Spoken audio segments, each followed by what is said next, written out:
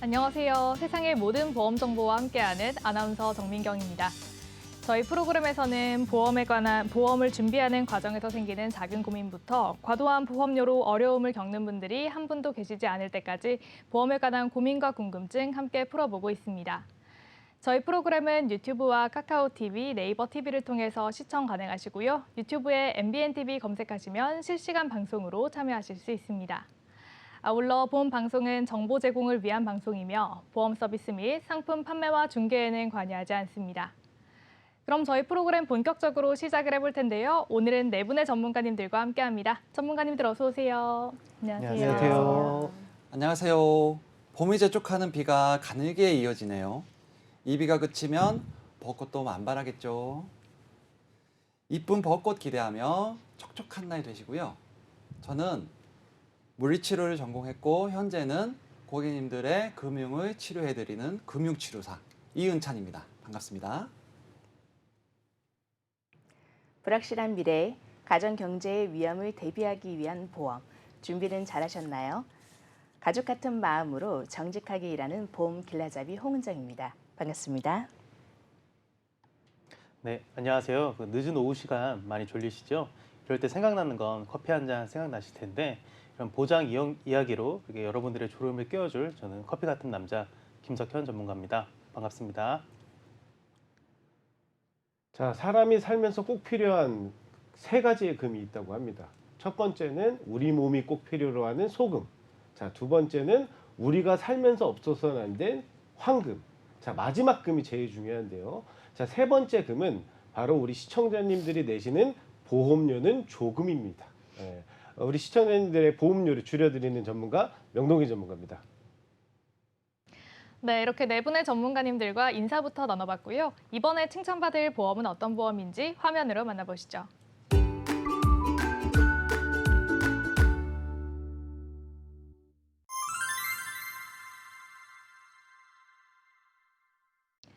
네, 이번에 칭찬받을 보험은 암보험입니다. 오늘 암보험에 대한 내용은 이은찬 전문가님께서 준비를 하셨는데요. 어떤 내용 준비되어 있을까요? 암 치료의 발전은 획기적이면서도 빠르게 이루어지고 있습니다. 현대 의료 기술이 발전하면 할수록 암보험이 더욱 중요해지고 있는 이유는 무엇일까요? 저는 보험 전문가로서 암보험이 치료와 회복의 힘든 여정을 극복해가는 개인과 가족에게 얼마나 큰 힘이 되는지 직접 경험하고 지켜봐 왔습니다. 검진 기술의 발달로 조기 발견이 늘었고 사망률을 줄일 수 있게 되었지만 진단에서 회복까지 과정은 정신적, 육체적, 그리고 재정적으로 많은 어려움을 겪게 됩니다. 그만큼 암보험에 가입하는 것이 신중하면서도 필수적인 이유에 대해 몇 가지 설명을 드리고자 합니다. 네, 이렇게 암 치료 방법이 좋아지고 있다 보니까 암보험이 더욱더 필요해지는 시대가 된 것 같은데요. 그러면 실제로 암 사망률은 어느 정도가 될까요? 네, 암은 계속해서 발병률이 증가하고 있고요. 진단받는 나이 또한 젊어지고 있습니다. 우리나라에서는 여전히 사망 원인 1위이기도 합니다. 그림과 같이 암 치료는 크게 구분해서 방사선 치료, 약물 치료, 수술로 나뉘는데요. 암 진단을 받은 후에 치료를 시작하게 되는데 암 환자의 94%는 항암 치료를 진행하게 됩니다. 수술로 끝나는 경우도 있지만 암 환자 10명 중 9명은 항암, 방사선, 약물 치료를 합니다. 이전 항암 치료였던 화학 항암 치료는 부작용이 심해서 치료 과정이 힘든 건 많은 분들이 알고 계실 텐데요. 이후 표적 항암제, 면역 항암제, 중입자 치료 등 새로운 치료 방법들이 계속해서 나오고 있습니다. 표적 항암제는 기존 항암 치료와 달리 암 원인 물질을 공격해서 암세포만 없애는 치료 방법이고요. 면역 항암제는 면역세포를 활성화시켜서 면역 기능을 개선시키는 방법으로 보다 부작용을 최소화하여 치료를 할 수 있습니다. 그리고 중입자 치료 같은 경우에는 탄소선을 이용해서 치료하는 방식으로 현재 우리나라에서는 세브란스 병원에서 이 치료법이 도입이 되어 있습니다. 따라서 요즘은 암 진단을 받더라도 수술을 하거나 입원 치료를 받는 경우보다 통원으로 치료받는 경우가 많습니다. 전체 암 환자의 93%가 통원 치료를 받고 있습니다. 이런 치료 기술의 발달로 힘든 항암 치료 기간도 짧아지고 부작용이 적어서 너무 반가운 소식입니다. 하지만 아무리 좋은 치료라고 하더라도 치료비가 만만치 않다 보니 많은 사람들에게 그림의 떡이 되는 경우가 있습니다. 어떤 분들은 암에 걸리면 우리나라는 산전특례라는 좋은 제도가 있기 때문에 비용이 많이 들지 않는다. 따라서 보험이 굳이 필요한가? 라는 의문을 가지는 분들도 간혹 계십니다. 하지만 이건 화학항암 치료를 한 경우 급여 치료 부분에 해당되며 새로 나온 표적항암 치료나 면역항암 치료제로 치료를 하게 되면 비급여 항목이라 자가부담으로 치료를 하셔야만 합니다.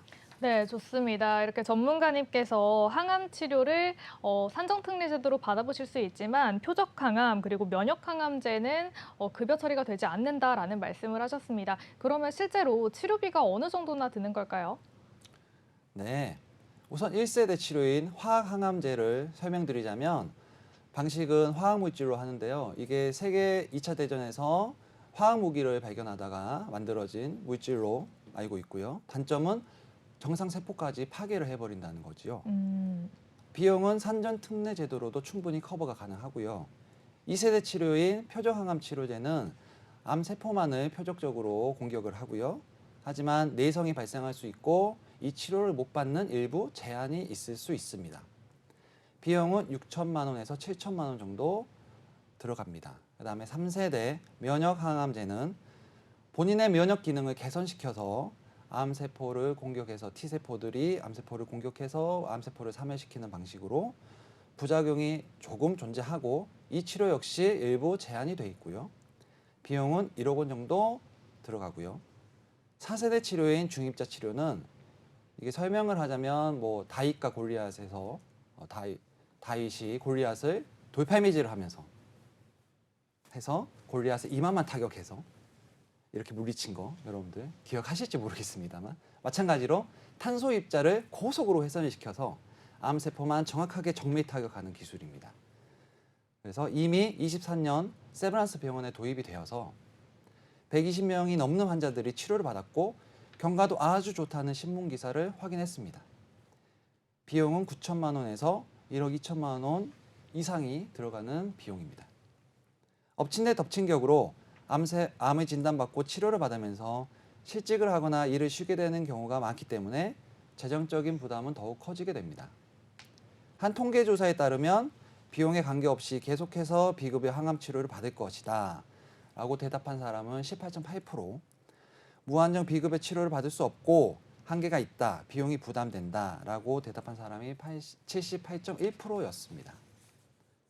또한 건강보험 적용이 되지 않는 비급여 암 치료를 경험한 사람들을 대상으로 한 조사에서는 한 달 평균 치료 비용이 424만 원으로 나왔습니다.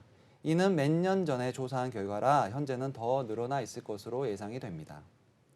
이처럼 나라에서 지원하는 산전특례와 같은 건강보험 제도로는 기본적인 수준의 보장은 제공하고 있지만 암 치료와 관련된 엄청난 비용에 직면했을 때는 부족함을 많이 느낍니다. 네, 이렇게 암 치료비를 살펴봤을 때 2세대부터 4세대까지 치료를 받게 되면 6천만 원부터 1억 2천만 원까지 치료비가 발생할 수 있다라고 말씀을 하셨습니다. 그러면 우리가 보험으로 미리 대비를 할 수 있다면 치료비를 어느 정도 준비를 하는 게 좋을까요? 만약 암이 진단되고 급여 치료에서 끝날 수도 있지만 비급여 치료까지 해야 되는 상황이 된다면 어느 정도 준비를 해야 될까요?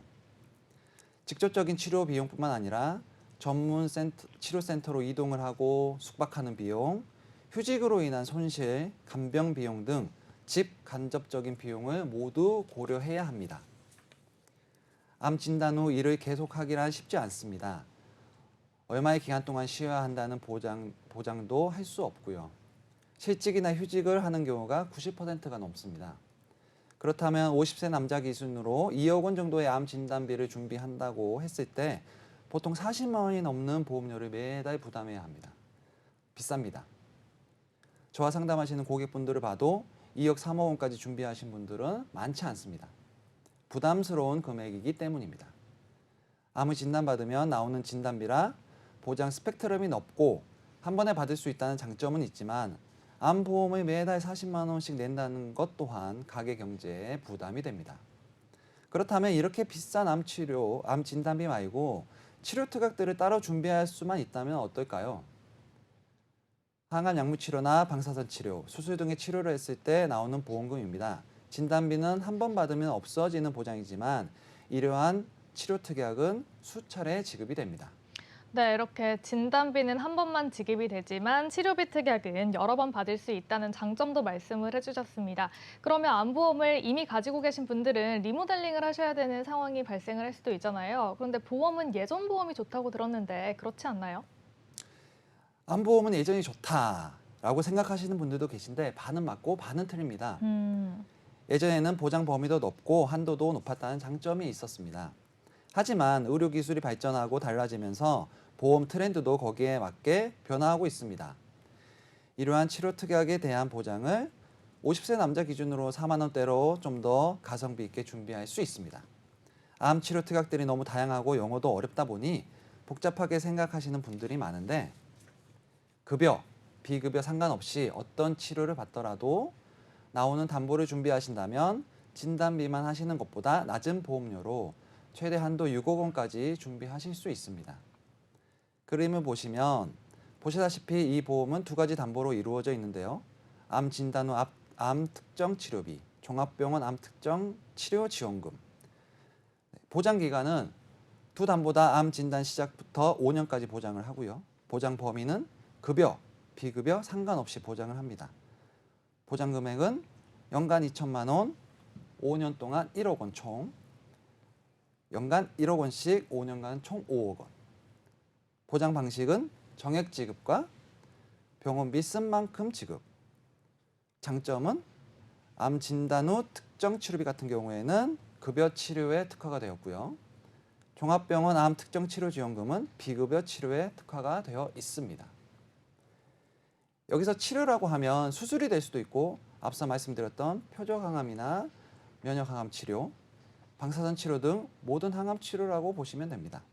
수술도 일반 개복, 개도 수술뿐 아니라 로봇 다빈치 수술 등 비급여 수술도 모두 해당이 됩니다. 새로운 항암 치료가 부작용도 적고 치료 기간도 짧으니 돈이 있고 할 수만 있다면 하는 게 좋겠죠. 그리고 암을 진단받게 되면 보통 5년 동안 추적 검사를 하면서 치료를 하게 되는데요. 치료받는 5년 동안 매년 치료비를 보장해주는 보험이 있어 효과적으로 준비하실 수 있습니다. 개인화된 치료 방법을 선택하여 맞춤 치료가 가능한 요즘, 유연하게 보장받을 수 있는 보험을 준비하여 재정적인 부담을 줄이면서 치료 계획을 세우시기 바랍니다. 암보험에 대한 투자는 안정된 미래에 대한 투자라고 볼 수 있습니다. 재정적인 지원뿐만 아니라 암 치료와 관련된 스트레스와 불확실성을 크게 줄일 수 있습니다. 최악의 상황이 발생하더라도 대처할 수 있는 계획을 마련함으로써 가족들의 부담을 줄여줄 수 있고 치료와 회복에 집중할 수 있도록 도와줍니다. 최상의 치료를 받을 수 있는 자원을 미리 확보하고 미래에 일어날 수 있는 질병에 대한 불안한 상황을 대비하시기 바랍니다. 네, 좋습니다. 이은찬 전문가님과 암보험에 대해서 이야기를 나눠봤고요. 이번에 칭찬받을 보험은 어떤 보험인지 화면으로 만나보시죠.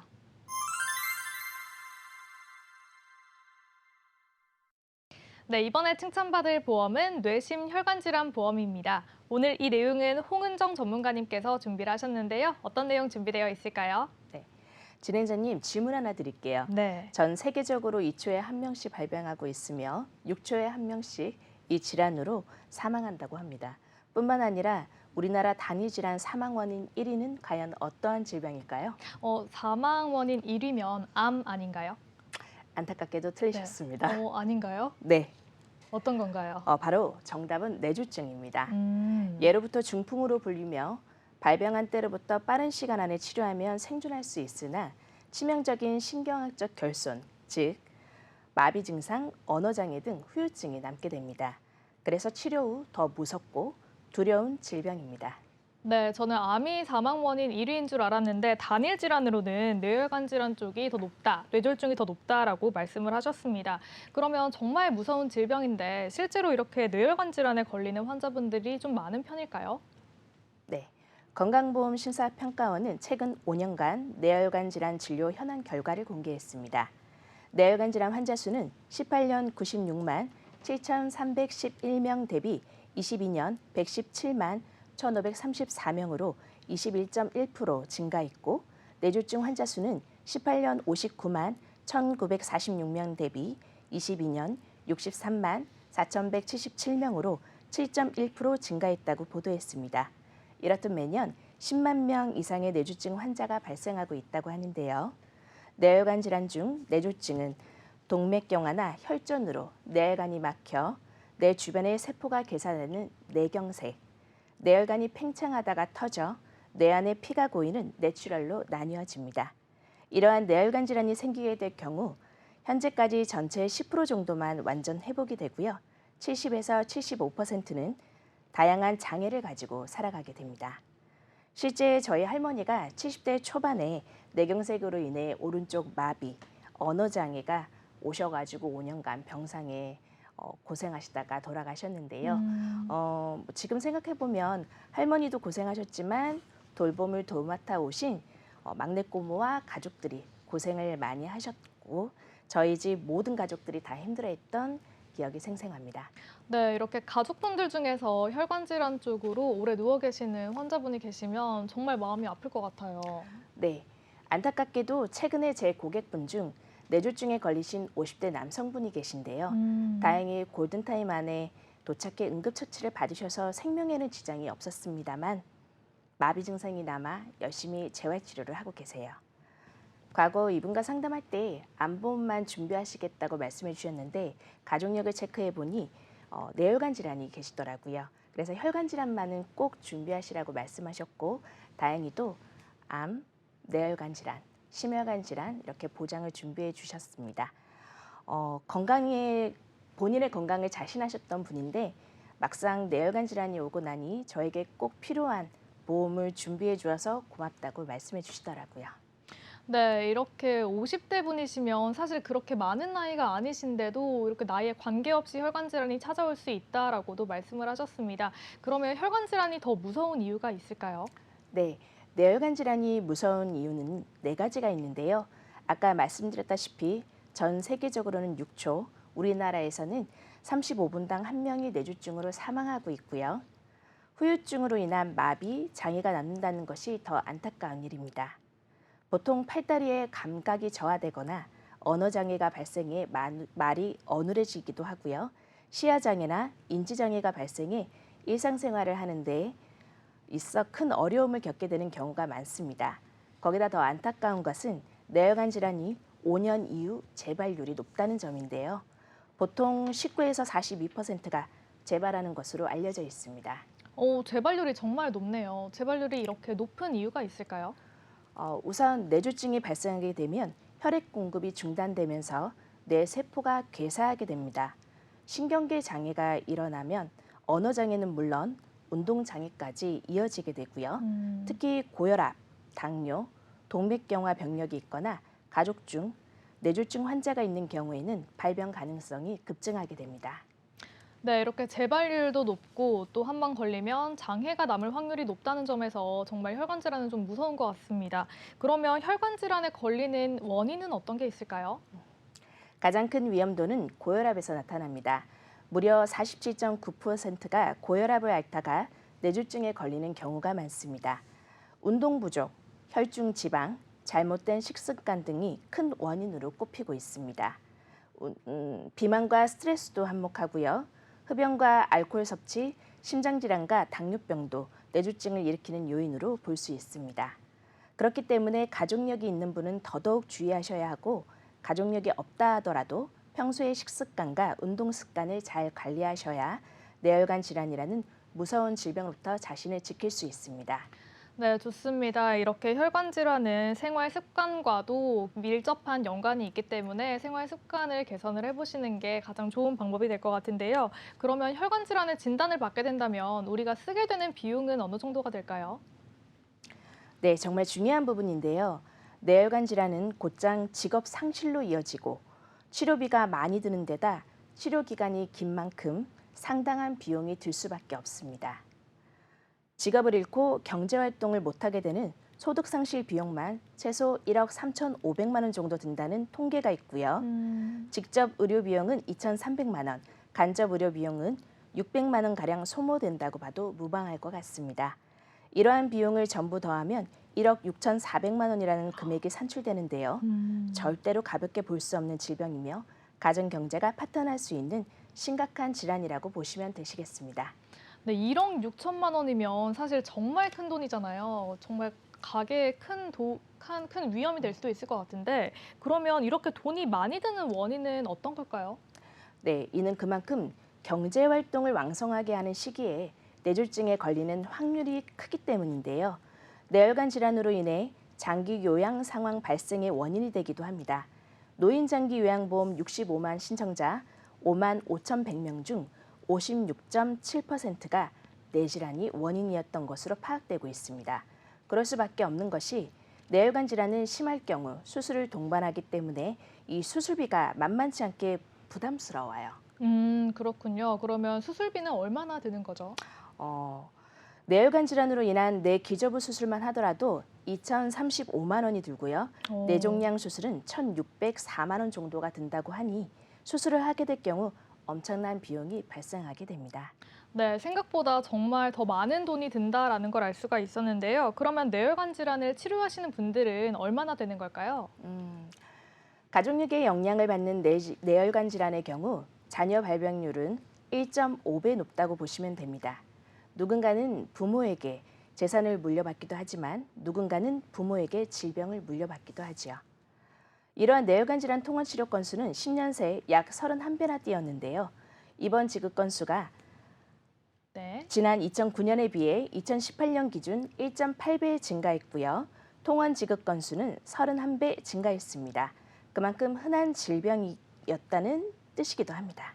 네, 좋습니다. 전문가님께서 혈관 질환 중에서도 먼저 뇌혈관 질환에 대해서 설명을 해주셨는데요. 그러면 심혈관 질환도 말씀을 해주실까요? 뇌혈관 질환 못지않게 심장 질환 또한 사망률이 높고 위험률이 높아 그 심각성이 엄청난데요. 심장 질환은 심장 근육을 둘러싸고 있는 혈관이 좁아져 발생하는 질환으로 대표적으로는 심근경색증, 협심증, 부정맥, 심부전증, 심장판막 질환 등이 있습니다. 특히 심장 질환은 나이와 상관없이 국내의 환자가 매우 빠르게 늘고 있으며 특히 생활 습관을 통한 예방과 조기 검진이 필요한 질환입니다. 네, 좋습니다. 그렇다면 심장 질환에 걸리는 이유는 어떤 게 있을까요? 남성 45세 이상, 여성 55세 이상이거나 가족력이 있는 경우 고혈압, 흡연 등을 원인으로 꼽을 수 있습니다. 특히 심혈관 질환, 관동맥 질환, 뇌혈관 질환, 말초동맥 혈관 질환을 경험한 환자라면 초고 위험군으로 볼 수 있습니다. 사실상 사망 원인 질병 순위에서 뇌혈관 질환보다도 높은 순위를 점하고 있는데요. 암 다음으로 사망률이 높은 질병이 바로 심장 질환입니다. 이는 전 연령대 사망 원인 5위 이내며 나이가 들수록 사망 원인 순위도 높아집니다. 네, 이렇게 암 다음으로 사망률이 높은 질환이 바로 심장 질환이라고 말씀을 하셨습니다. 그러면 앞서 말씀을 해주신 뇌혈관 질환보다도 더 높다는 말씀이실까요? 네, 그렇습니다. 더욱 심각한 것은 최근 10년간 심장질환 환자 수 및 입통원 지급 건수는 이번 지급 건수 2배, 통원 지급 건수 29배로 상당히 늘어났던 점입니다. 특히 심장질환의 경우 관상동맥 우회술이라는 수술을 가장 많이 하게 되는데요. 이 비용만 하더라도 3,440만 원 정도 들고요. 심장 카테터 삽입술이나 스텐트 삽입술만 하더라도 수술비가 1,000만 원 이상 들기 때문에 가정 경제에 치명적인 영향을 줄 수 있습니다. 네, 심장 질환도 돈이 정말 많이 드네요. 네, 수술비뿐만 아니라 수술 후 회복 기간까지 감안한다면 막대한 비용이 소요되기 때문에 적극적인 준비가 필요하다고 볼 수 있습니다. 네, 좋습니다. 이렇게 혈관 질환은 치료를 하는데 돈이 상당히 많이 드는 것 같은데요. 그러면 보험으로 어떻게 준비를 해야지 잘 대비할 수 있을까요? 네, 본인이 가입한 보험의 담보부터 꼼꼼히 확인하는 것이 중요합니다. 보통 예전 보험의 경우 뇌출혈 혹은 뇌졸중으로만 가입이 되어 있는 경우가 많은데요. 이러한 보장보험만으로는 대비가 어려울 수 있습니다. 네. 더 폭넓게 보장하는 최신 진단비로 준비하는 것이 좋다고 봅니다. 네, 전문가님께서 뇌졸중이 사망률 1위라고 말씀을 하셨잖아요. 근데 그럼에도 불구하고 우리가 가장 넓은 범위로 준비해야 하는 이유가 있을까요? 네, 제 고객님의 아버님 사례인데요. 어느 날 저에게 전화를 주셔가지고 본인의 아버지께서 심장질환으로 병원에 입원하셨다는 연락을 받았습니다. 고객님 말씀이 아버님께서 심장질환 보장이 된다고 해서 전화로 가입해둔 보험이 있다고 하셨고 막상 진단금을 청구하니 보험금을 못 받게 됐어요. 그래서 화가 나셔서 증권 분석을 해달라고 요청을 주셨는데 아쉽게도 급성심근경색증 진단비만 구성이 되어 있었고 아버님은 혈심증이었습니다. 결국에는 보험료로만 상당한 돈을 내고도 보장은 못 받게 되시는 경우가 이런 사례는 수도 없이 많습니다. 네. 앞서 말씀드렸던 뇌혈관 질환도 같은 맥락에서 넓은 범위로 준비하시라고 말씀드렸던 이유가 바로 여기에 있습니다. 네, 이렇게 심장질환이 보장이 된다고 해서 가입을 했는데 진단비를 받지 못한다고 하면 몸도 아픈데 너무 속상할 것 같은데요. 그렇습니다. 그래서 보험 가입을 할 때 항상 코드까지 제대로 확인하시라고 말씀드리는데요. 뇌출혈, 뇌경색, 뇌졸중이 아니라 뇌혈관 질환으로 가입하셔야 코드 차이로 인해 보험금을 못 받는 불상사가 일어나지 않을 수 있습니다. 심혈관 질환 특약 종류에는 급성심근경색, 허혈성 심장질환, 심장질환으로 분류가 되는데요. 각 담보별 코드와 보장 범위를 확인해 보면 허혈성 심장질환 진단비가 급성심근경색에 비해 협심증, 기타 급성심장질환, 만성 허혈성 심장병 등을 포함하고 있습니다. 네, 이렇게 허혈성 심장질환 진단비에 정말 많은 질병들이 포함이 되어 있는 것 같은데요. 그러면 허혈성 심장질환으로만 준비를 한다면 심장에 관련된 문제는 다 보상이 되는 걸까요? 네, 그렇게 생각하실 수 있는데요. 아쉽게도 허혈성 심장질환에서도 보장이 안 되는 특약이 있습니다. 바로 부정맥과 심부전입니다. 성인의 심장은 1분에 약 60에서 100회 정도 규칙적으로 뛰는데요. 심장에 전달되는 전기 자극에 문제가 생겨 이보다 지나치게 빠르거나 늦거나 불규칙하게 뛰는 것을 부정맥이라고 하고요. 심장의 램프 작용 저하로 혈액의 공급이 불안정해지는 병을 심부전이라고 합니다. 부정맥 진단비와 심부전 진단비를 심혈관 질환 진단비로 든든하게 준비하셔야 됩니다. 또한 보험사마다 보장하는 범위가 조금씩 다르기 때문에 코드를 잘 확인하시고 준비하는 것이 중요합니다. 네, 이렇게 허혈성 심장질환 진단비에서 부정맥과 심부전은 보장이 되지 않는다라고 말씀을 하셨는데 그러면 이것까지 보장이 되는 보험도 있는 거죠? 네, 많이들 알고 계시는 허혈성 심장질환보다 더 넓은 범위인 심장질환 보험이 있습니다. 50대 이후부터 급격히 발병 빈도율이 증가하고 특히 날씨가 추워지는 겨울철이나 환절기에 미리 대비하시는 게 중요한데요. 허혈성 심장질환을 포함하고 있는 심장질환 진단비를 준비하는 것이 정말 중요할 것 같습니다. 네, 좋습니다. 이렇게 혈관질환 진단비는 가장 넓은 범위로 준비를 하는 게 중요할 것 같은데요. 그러면 보장 금액은 어느 정도로 준비를 하면 좋을까요? 보통 혈관이 좁아져 스텐트 삽입술을 받게 되면 통상적으로 2번에서 3번 정도 수술을 받게 되는 경우가 많기 때문에 치료비가 만만치 않은 것이 현실적입니다. 그래서 진단비를 최소 1,000만 원 이상 준비하되 진단비는 한 번 받으면 지급이 끝나기 때문에 매회 지급받는 심장질환 수술비로 든든하게 준비하셔야 하겠습니다.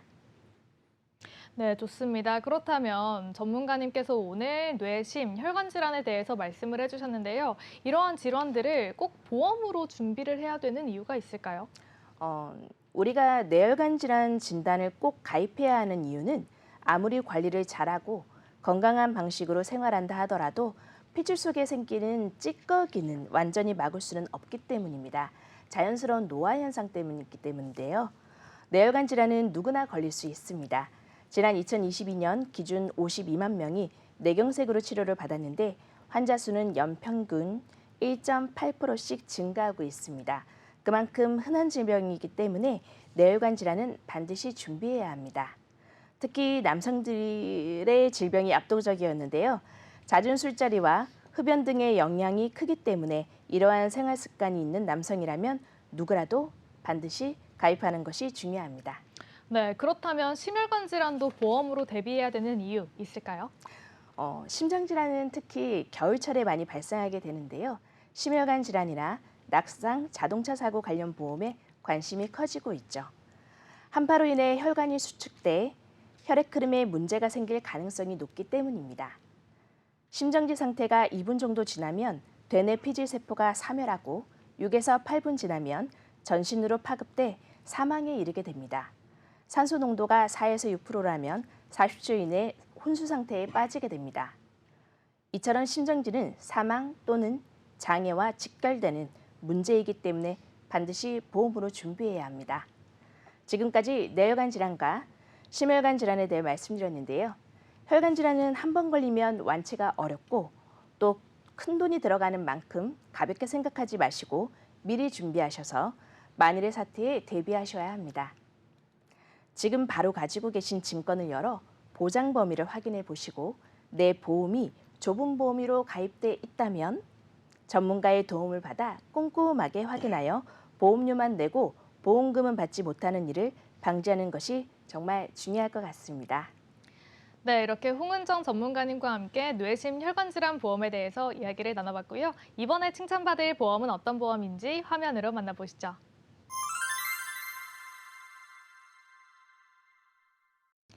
네, 이번에 칭찬받을 보험은 치매 재가급여 보험입니다. 오늘 이 내용은 김석현 전문가님께서 준비를 하셨는데요. 어떤 내용 준비되어 있을까요? 네, 안녕하세요. 김석현 전문가입니다. 오늘 제가 소개해드릴 보험은 바로 치매 관련된 재가급여와 시설급여 보장입니다. 자, 아나운서님, 지금 우리나라에 고령화 시대가 왔다고 하는데 네. 그 내용을 좀 알고 계신가요? 네, 뉴스에서도 워낙 많이 나오고 있고 이제는 고령화 시대를 넘어서 초고령화 시대로 가고 있다 이런 얘기도 많이 나오더라고요. 네, 맞습니다. 어쨌든 이런 고령화 시대가 오면서 네. 우리 노인분들에게 큰 여러 가지 어려움들이 있는데 그중에 바로 노후 생활비나 아니면 그런 의료비 같은 것들이 큰 문제가 되겠죠. 말씀해 주신 대로 뉴스나 이런 SNS를 보시게 되면 이런 어려움들을 겪는 것들을 많이 저희가 볼 수가 있습니다. 그런 관점에서 본다면 이런 노인분들을 위한 이런 간병보험이나 치매보험, 그리고 제가 앞으로 소개해드릴 재가급여, 시설급여 같은 그런 보장들을 이제 준비하는 것이 선택이 아니라 필수가 되었습니다. 자, 제가 좀 통계 자료를 하나 말씀드리려고 하는데요. 5년 전까지만 해도 남자분들은 이제 83.5세, 그리고 여성분들은 88.5세 이런 평균 수명을 가지고 있었는데 지금 2024년 기준으로 남성분들은 86.3세, 그리고 여성분들은 90.7세로 평균 수명이 3년이나 늘었습니다. 이 말은 즉슨 이제 앞으로 정말 100세 시대가 얼마 남지 않았다라는 얘기거든요. 이런 길어지는 노년의 기간만큼 우리들의 그런 보장, 가족분들을 위한 보장들을 탄탄하게 준비하는 것이 정말 중요해졌습니다. 자, 그래서 제가 이런 내용들을 좀 더 치매와 관련해서 말씀을 드리려고 해요. 혹시 아나운서님 주변에 치매 환자 좀 보신 적 있으신가요? 드라마나 영화에서는 많이 봤는데 실제로는 한 번도 못 뵌 것 같아요. 네, 맞습니다. 사실 주변에 치매 환자가 있나 싶을 정도로 잘 못 보는 경우도 있는데 네. 제가 재미난 좀 통계 이야기를 해드리려고 해요. 우리나라의 그 강남역 사거리에 가시면 네. 정말 많은 사람들과 차가 지나가잖아요. 그렇죠. 혹시 택시가 네. 5시간 동안 얼마나 지나가는지 한번 알고 계실까요? 5시간이요? 네네. 5시간이면은 그래도 한 500대 이상은 지나가지 않을까요? 거의 비슷하게 맞추셨는데요. 네. 거의 한 1,000대 정도가 지나간다고 합니다. 2배 차이인데 아. 비슷한 거 맞나요? 네. 그런데 네. 치매 환자는 그러면 몇 명 네. 정도 될 것 같아요? 치매 환자분들은 한 100명 이하이지 않을까요?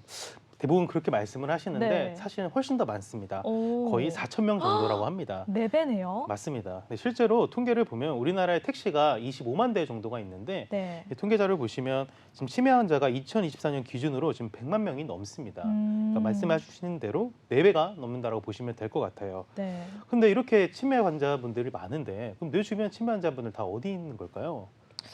치매 환자분들은 일상생활이 조금 힘드시니까 집에 계신다거나 아니면 요양원이나 요양병원 이런 데 계시지 않을까요? 네, 맞습니다. 정확하게 말씀해 주셨어요. 대부분 치매 환자분들은 집에 이제 모시고 계시거나 특히 중증 치매 환자분들은 대부분 요양원에 계시는 경우가 많습니다. 그래도 우리 대부분의 이제 고객님들이 이런 치매 그런 보장의 중요성을 잘 알고 계세요. 그래서 가입도 많이 하셨는데 대부분 안타까운 게 뭐냐면 그 보장을 좀 살펴보시면 대부분 중증 치매 진단금만 가입되어 있는 경우가 많습니다. 실제 제 고객 사례를 좀 말씀드리고 싶은데 제 고객님께서 경증 치매 진단을 받으셨거든요. 근데 보험금이 100만 원밖에 안 나왔습니다. 정말 속상해 하시더라고요. 그래서 결론은 제 이제 통계 자료 한번 보시면 아시겠지만 경증 치매 환자분들이 중증 치매 환자분들보다 많습니다. 실제로 치매 환자분들을 보시면은 바로 중증 진단을 받으시는 게 아니고요. 실제로 경증 진단을 받고 이게 좀 악화가 되면은 중증 치매로 이제 넘어가게 되는 겁니다. 결론적으로 우리가 보장을 준비할 때는 이 경증 단계에서부터 보장을 잘 준비해서 이 중증으로 좀 천천히 넘어갈 수 있도록 치료를 잘 받고 이런 대책을 세우는 게 더 중요하겠죠. 네. 그래서 결론적으로 저는 이런 암보다 뭐 뇌혈관도 되게 위험하지만 이 치매가 좀 더 무서운 질병이라고 생각을 합니다. 뭐 경제적으로도 그렇고 가족분들에게 그런 정신적이나 신체적으로도 큰 고통을 주니까요. 근데 제가 또 통계 자료 하나 좀 안타까운 걸 하나 좀 말씀드리려고 하는데 실제로 부모님들 이제 치매를 진단받게 되면은 자녀분들 입장에서 과연 얼마나 어떻게 모실 건지에 대해서 설문조사를 했습니다. 근데 자녀분들의 답변이 대부분 한 70% 정도가 네. 요양원에 모시겠다라고 이야기를 했습니다. 자, 그런데 부모님들 입장에서도 한번 설문조사를 해봤거든요. 과연 내가 요양원에 입소할까 말까 이런 질문을 좀 이제 받았는데 네. 60% 정도가 나는 요양원에 입소하기 싫다라고 대답을 하셨습니다. 좀 이는 뭐 비용이나 이런 경제적인 문제도 있겠지만 정서적으로나 심리적으로 내가 아직 저런 데 가고 싶지 않은데 그쵸. 그런 생각을 더 많이 하시는 것 같아요. 그래서 어쨌든 만약에 내 부모님이 이런 증상을 보이고 있다면 사실 내가 케어를 해야 되는데 그런 과정이 좀 많이 어렵습니다. 근데 또 이제 치매뿐만 아니라 우리 부모님께서 걸어가시다가 넘어져서 고관절이 부러질 수도 있는 거고요. 네. 아니면 뇌졸중이나 관련 뭐 심장 수술을 받으셔가지고 혼자 생활할 수 없는 그런 경우도 있습니다. 그러면 이럴 때 당연히 누군가 도와줘야 되잖아요. 그렇죠. 그런 것들을 우리가 할 수 없기 때문에 그런 간병인 이런 분들을 고용하게 되는 겁니다. 근데 간병인도 비용이 만만치가 않아요. 네, 많이 비쌉니다. 다행히 근데 우리나라에서는 이런 분들을 위해서 장기요양 등급 제도라는 게 있습니다.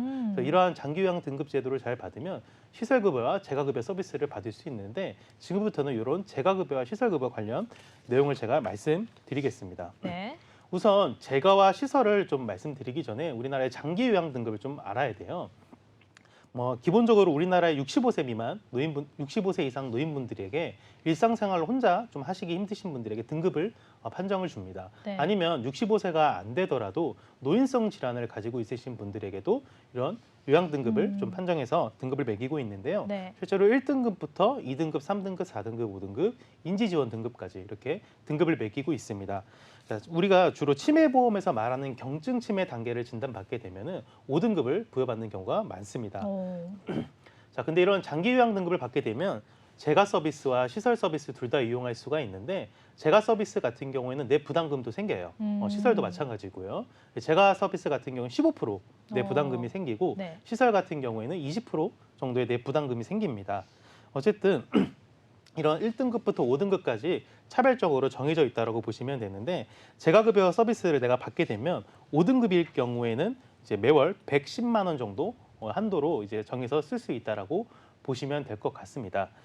실제로 제 고객님 중에서도 이제 노령연금을 받으신 분이 있으신데 이제 그분이 겨우 고민하시다가 재가와 시설 관련 보장을 가입을 하셨어요. 네. 그리고 1년 있다가 경증 치매 진단을 받게 됐거든요. 근데 그분께서는 이제 매월 50만 원씩 이렇게 가입을 하셔가지고 네. 지금 지급을 받고 있습니다. 근데 아까 제가 서두에 말씀드렸지만 제 어떤 한 고객은 100만 원만 받으셨잖아요. 그렇죠. 근데 이분은 지금 최대 10년까지 보장을 받으실 수 있는데 50만 원씩 10년 보장 받으면 네. 7,200만 원까지 보장을 받을 수 있으니까 네. 훨씬 더 큰 보장을 받고 계신 거죠. 이분 입장에서는 정말 많이 든든하시다라고 합니다. 그래서 어쨌든 이런 장기요양 등급을 받게 되면 결론적으로 재가급여, 실설급여 관련해 이런 것들을 좀 받으실 텐데 그럼 의문이 생기실 수 있어요. 네. 그럼 내가 좋은 거 알겠는데 이런 재가급여랑 시설급여 어떻게 할 건데 어떻게 받아야 되는 건데 네. 그래서 이런 좀 의문이 생기실 수 있죠. 그쵸. 네, 그 부분을 제가 조금 더 풀어드리려고 합니다. 네. 자, 우리나라에 이런 재가급여 서비스가 있는데요.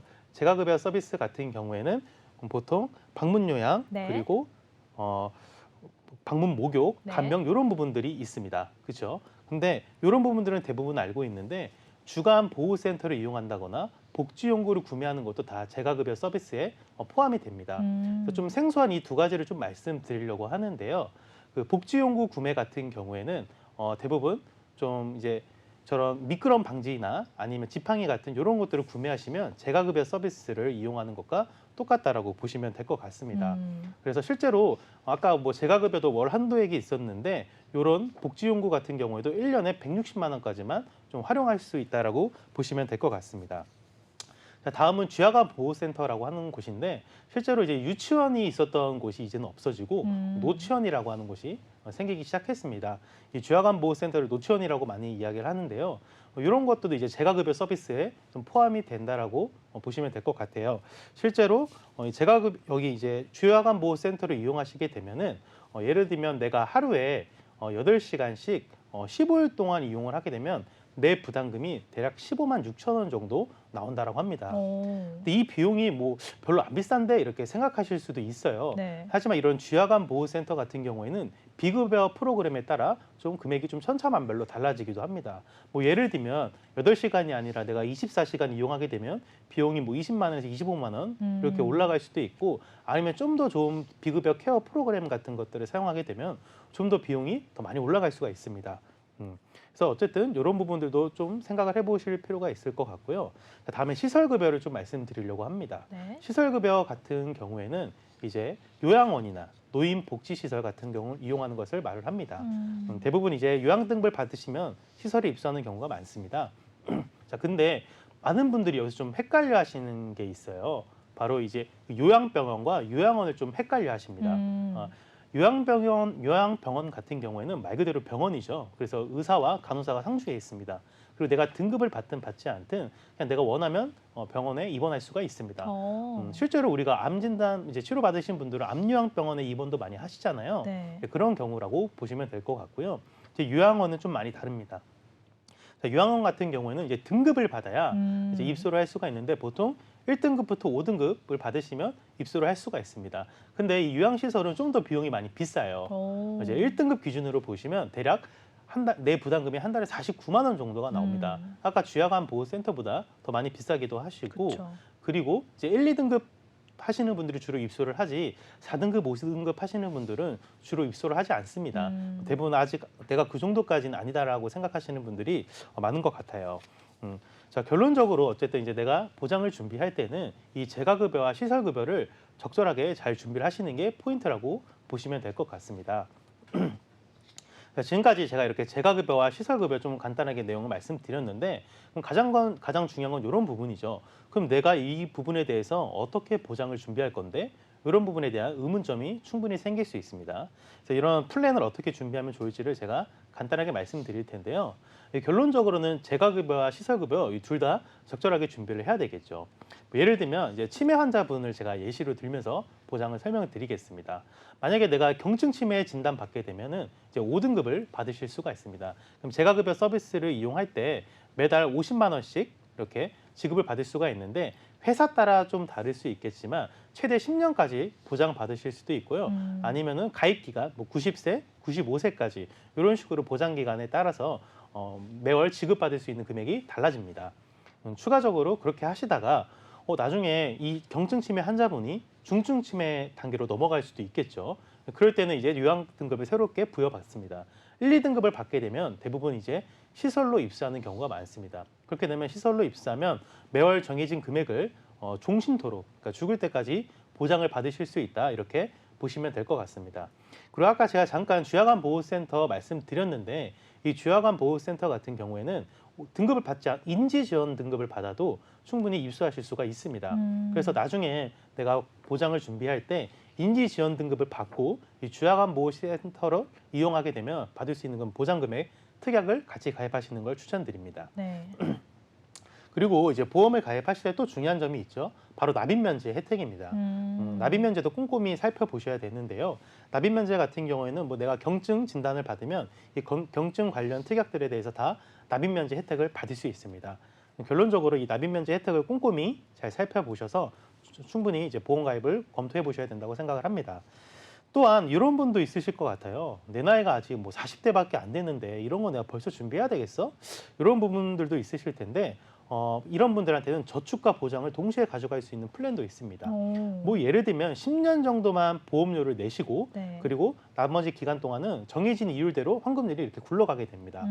실제로 제가 예시표를 하나 말씀드리면은 10년 동안 납입을 하시게 되면은 대략 한 94.9% 정도 환급률이 있는데 이제 납입 완료가 끝났으니 내가 보장만 받으면 되잖아요. 그리고 그 상부터 계속 올라갑니다. 환급률이.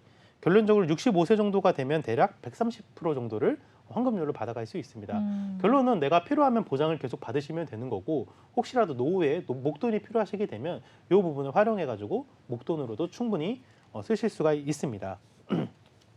자, 이제 결론적으로 제가 서두에도 말씀드렸다시피 노후에 이런 재가급여, 시설급여를 준비하는 것은 이제 선택이 아니라 필수가 되었습니다. 그리고 이런 가입을 하실 때에도 요새는 그런 뇌와 관련된 질환만 없으시면은 충분히 가입 검토가 가능하시니까 저와 같은 전문가를 통해 상담을 꼭 받아보시고 충분히 노후 대비를 하시면 좋겠습니다.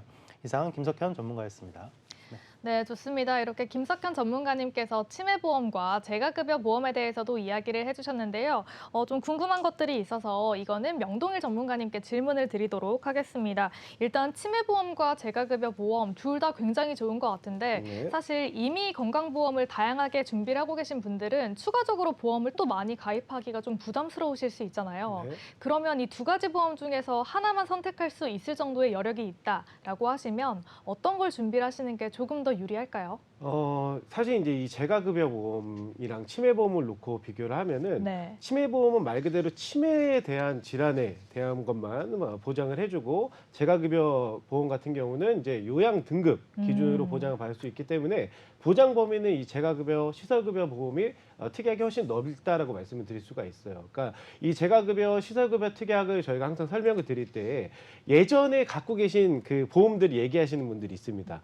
LTC 간병보험이라든가 아니면은 뭐 실버케어 보험 이런 이제 보험들도 똑같이 요양 등급 기준으로 보장을 해준다라는 그 얘기를 하시는 분들이 있거든요. 물론 맞아요. 그 기준은 요양 등급 기준이 맞는데 근데 지금 오늘 김석현 전문가님이 재가급여랑 시설급여 특약이 훨씬 범위가 넓고 보장이 좋다라고 말씀드리는 이유는 1등급부터 5등급 중에 경미한 증상인 5등급부터 보장이 시작된다는 거가 있습니다. 그러니까 예전에 준비하셨던 롱텀 케어나 실버 케어 보험도 역시 뭐 요양 등급 기준으로 보장을 해주는 건 맞는데 지급 기준 보장되는 그 지급 기준 자체가 1, 2등급일 때만 보장이 되는 경우가 많아요. 그러면 경증 때부터 상황이 악화되기 이전부터 보장을 받기 위해서 우리가 보험을 드는 거기 때문에 예전에 만약에 뭐 롱텀 케어나 실버 케어 보험을 가지고 계신 분들이다라고 하면은 한번 그 부분을 살펴보셔야 돼요. 내가 가진 보험이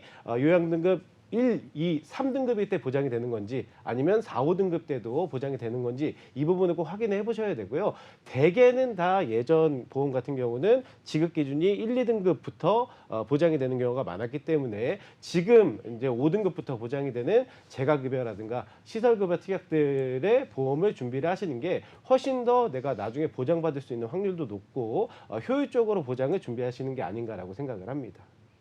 네, 좋습니다. 이렇게 다 좋은 보험이기 때문에 본인이 어떤 보험을 준비를 하고 계신지 한번 살펴보시고 선택을 하는 게 좋은 방법이 될 것 같습니다. 저희 오늘 다양한 보험에 대해서 이야기를 나눠봤는데요. 저희가 준비한 소식은 여기까지입니다. 저희 프로그램은 유튜브와 카카오TV, 네이버TV를 통해서 시청 가능하시고요. 유튜브에 MBNTV 검색하시면 실시간 방송으로 참여하실 수 있습니다. 아울러 본 방송은 정보 제공을 위한 방송이며 보험 서비스 및 상품 판매와 중개에는 관여하지 않습니다. 그럼 저희는 다음 이 시간에 더욱더 알찬 소식으로 돌아오겠습니다. 오늘도 시청해주신 여러분 고맙습니다.